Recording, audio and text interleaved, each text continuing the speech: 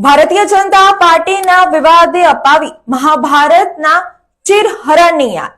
જી હા દર્શક મિત્રો, વડોદરામાં અને વડોદરા જિલ્લા કક્ષાએ પ્રમુખ પદ માટે ચૂંટણી કરવામાં આવી રહી છે, જેને લઈને પ્રમુખ પદના દાવેદારોએ ઉમેદવારી નોંધાવી હતી। ત્યારે ભાજપ જિલ્લા કાર્યાલય ખાતે વિવાદ જોવા મળ્યો હતો। વડોદરામાં હર્ષિત તલાટી અને પૂર્વ ડેપ્યુટી મેયર સુનીતા શુક્લા વચ્ચે જે વિવાદ ચાલી રહ્યો છે તે બાબતે પૂર્વ ડેપ્યુટી મેયર સુનીતા શુક્લાએ નિવેદન આપ્યું હતું, જેમાં માહિતી આપતા તેમણે જણાવ્યું હતું કે જ્યારે તેઓ કાર્યાલયમાં પ્રવેશ કરી રહ્યા હતા ત્યારે તેઓ ટોળામાં ઉભા હતા અને અપશબ્દો બોલ્યા હતા।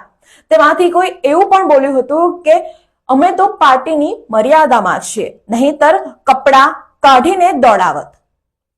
આ ઘટનાને લઈને હર્ષિત તલાટીએ જણાવ્યું હતું કે સુનીતા શુક્લા તેમના ઉપર ખોટા આક્ષેપો કરી રહ્યા છે। હું આવું બોલ્યો જ નથી, મને કોઈના ઈશારે બદનામ કરવાનું ષડયંત્ર છે। ભાજપ પૂર્વ કોર્પોરેટર હર્ષિત ઉર્ફે ગોપી તલાટીએ વધુમાં જણાવ્યું હતું કે હું પ્રમુખ પદ માટે પ્રબળ દાવેદાર છું, એટલે દાગ લગાવવાની કોશિશ કરવામાં આવી રહી છે। વાંક ગમે તેનો હોય, મહિલાનો હોય કે પુરુષનો હોય, સત્તા કોઈની પણ હોય, પણ આ ઘટના મહાભારતમાં ચિરહરણની યાદ ચોક્કસ અપાવે છે।